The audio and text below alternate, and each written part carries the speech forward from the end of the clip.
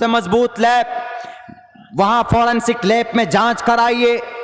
बल्कि अगर मैं मुजरिम करार पाता हूं तो जनाब मुझे सिर्फ सीमांचल में क्यों, भारत में क्यों, मुझे पूरी दुनिया में बैन लगा दीजिए। मुझे मुजरिम समझ करके जेल करवा दीजिए। I'll accept it, लेकिन पहले find out, you have to find out the what is the reality, what is the truth of this incident. इसका क्या मतलब, वरना पता है क्या बोला अभी हरिद्वार में हुआ ना, हमें और आपको मालूम नहीं। पूछिए गुरुजी से, जो लोग फेसबुक में लिखते हैं, हमारे नौजवान, वो लोग। मेरे पास एक तो 250 लाइन का एक हमारे पास एक मजमून भेजा आज किसी ने, 250 लाइन का। बोला ये देखिए मौलाना, मैं नाम नहीं लूंगा उस शख्स का जिसने लिखा, मैं जानता हूं हमारे ही इलाके के, बिल्कुल जस्ट हमारे करीब के। और पता चला जब हमने उनका पूछा, अरे ये तो नाम जाना पहचाना लग रहा है। हमने कहा कि ये वही शख्स हैं क्या? उन्होंने कहा कि हाँ मौलाना ये वही आदमी। अब पता है, अब से 2 साल पहले मैंने उनके जलसे में जाने से इनकार कर दिया था। इनकार क्या मतलब, मेरे पास टाइम नहीं था तो मैंने मना कर दिया था कि हम नहीं जा पाएंगे आपके जलसे में, चूंकि मेरे पास टाइम नहीं है। पहले से टाइम फिक्स होता है, पहले से तरतीब बनती है आने की, तब जलसे में जाते। हमने मना कर दिया था। बोला कि आपकी उसी चीज का बदला आपको 250 लाइन में लिख करके दिया। इन लोगों के लिए मैं पूछता हूं कि 250 लाइन में आपने लिखा क्या करने के लिए? क्या मिला आपको? लाइक्स मिल गए, डिसलाइक कम हो गया आपका। आपके मज़ामीन को कहां, वो गिनीज बुक में वर्ल्ड रिकॉर्ड के लिए आपने लिखा है। लिखते तो आप लिखिए ना इनको। हरिद्वार के एसपी सिटी स्वतंत्र सिंह के खिलाफ, जिन्होंने 6 दिन तक आपको काटने की बात की गई, 25 लाख लोगों को, मुसलमानों को काटेंगे अभी बात की गई, धर्म संसद ऑर्गेनाइज किया गया, इनके खिलाफ क्यों नहीं लिखी आपने मज़ामीन? क्यों नहीं लिखा आपने? आपके कलम में ताकत कहां गई?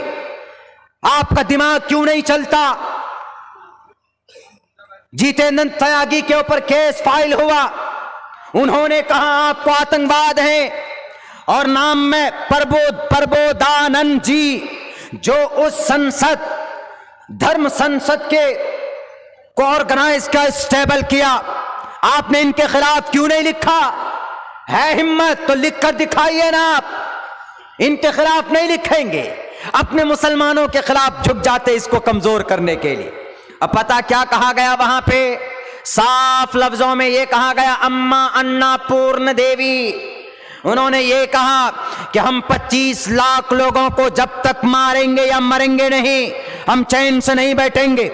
और वहीं पर यह बात कही गई, वहीं पर उसी धर्म संसद में, कि क्लीजिंग होनी चाहिए। क्लीजिंग अंग्रेजी का वर्ड है। रविश कुमार ने अपने भाषा में, अपने रिपोर्ट में यह लफ्ज इस्तेमाल किया। प्रबोधानंद जी ने क्या कहा? क्लीजिंग की जरूरत है भारत पे। क्लीजिंग का मतलब कत्ल कर कर कर जनसंख्या को कम करना। जैसे म्यांमार में, बर्मा में, वहां के बुद्धिस्ट ने आंग सांग सूची के इशारे पर, वहां के बुद्धिस्टों ने 40,000 मुसलमानों को मारकर जला दिया, वहां की आबादी कम की मुसलमानों की। ऐसे ही भारत के अंदर कहा जाता है कि हम 80 करोड़ और मुसलमान 40 करोड़ है, इस आबादी को कम करना है तो क्लीजिंग करना होगा। प्रबोधानंद जी महामंडलेश्वर, रत्नागिरी महामंडलेश्वर, हरिद्वार के उत्तराखंड के अंदर 17 से लेकर 19 दिसंबर के बीच में संसद, धर्म संसद ऑर्गेनाइज किया गया। किया आपने, बहुत अच्छी बात है। जैसे मुसलमान जलसा करते हैं, कुरान की बात करते, शरीयत की बात करते, अमन की बात करते, भाईचारे की बात करते। लेकिन अगर किसी पर इल्जाम लगाकर अगर मुखालिफ बात करता है तो वह गलत करता। आप में और उस स्वामी नरसिंहानंद जी में, स्वामी प्रबोधानंद जी में, अन्नापूर्ण देवी में क्या फर्क रह जाता है? वो भी आपके खिलाफ बोलता है, आप भी अपनों के खिलाफ बोलते हैं, तो you are look like that person.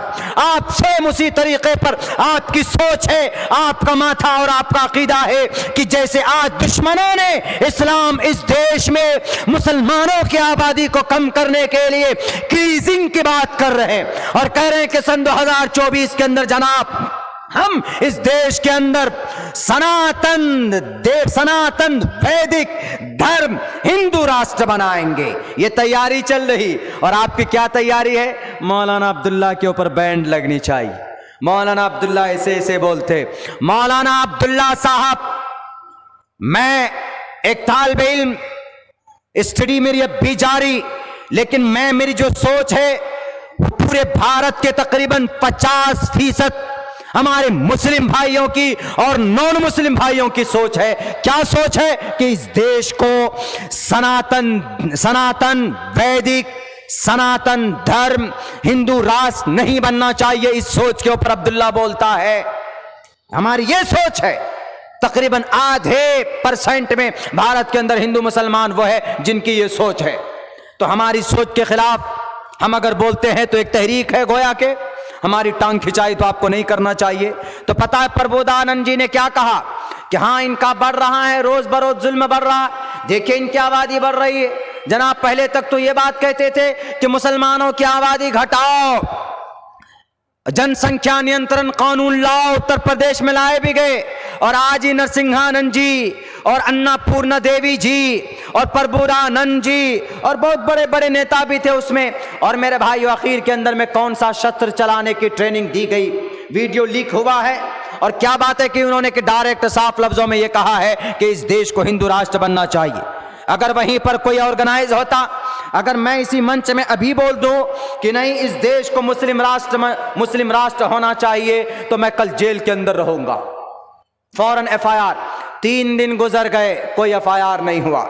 SP city साहब सौतंत्र सिंह SP सिटी हरिद्वार, आप तेल में कान में तेल डालकर क्यों सोए हुए?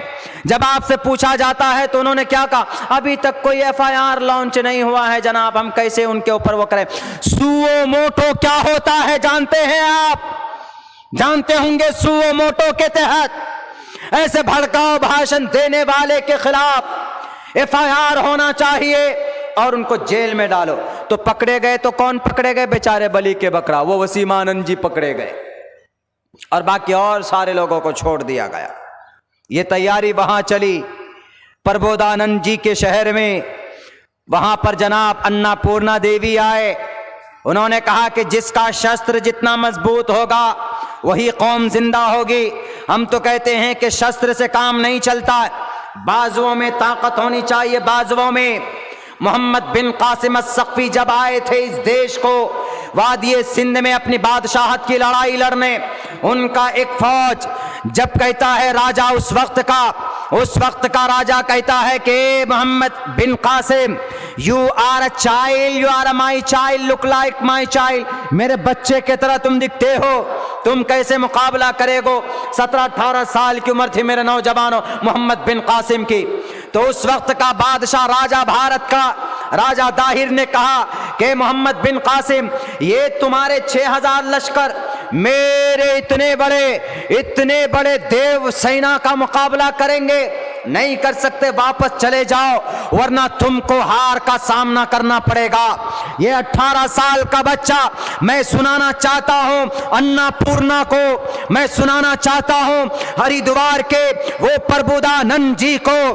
क्या आप अगर कमजोर समझते हैं तो कमजोर मत समझिए हमें, हम अमन वाले शांति के साथ हम रहते हैं, हम इस तरह के प्रोग्राम ऑर्गेनाइज नहीं करते, हम इस तरीके से भड़काऊ भाषण नहीं देते, हम इस देश को मुस्लिम राष्ट्र नहीं बनाना चाहते, आप इस देश को हिंदू राष्ट्र बनाना चाहते हो। हम तो इस देश के we the people of India के आइडियोलॉजी को एक्सेप्ट कर चुके थे 26 नवंबर 1949 को, और हमने 26 जनवरी 1950 को अपने सीने के अंदर उसको जगह दे दिया था। तो सुनिए क्या कहा मोहम्मद बिन कासिम को राजा दाहिर ने कहा कि चले जाओ मोहम्मद बिन कासिम, जहां से आए हो हज्जाज बिन यूसुफ के पास, वलीद बिन अब्दुल मलिक के पास चले जाओ, नहीं तो तुम्हारा जनाजा यहां से जाएगा। उन्होंने कहा क्यों? कहा तुम्हारे पास शस्त्र नहीं है, तुम्हारे पास तीर ताले नहीं है, तुम्हारे पास तीर भाले नहीं है, कैसे मुकाबला करोगे? उन्होंने कहा कि हमारे फौजों के पास टूटी हुई तलवार नजर आ रही है तुमको, भेजो तुम अपने सबसे बड़े योद्धा को भेजो। राजा दाहिर सबसे बड़े योद्धा को भेज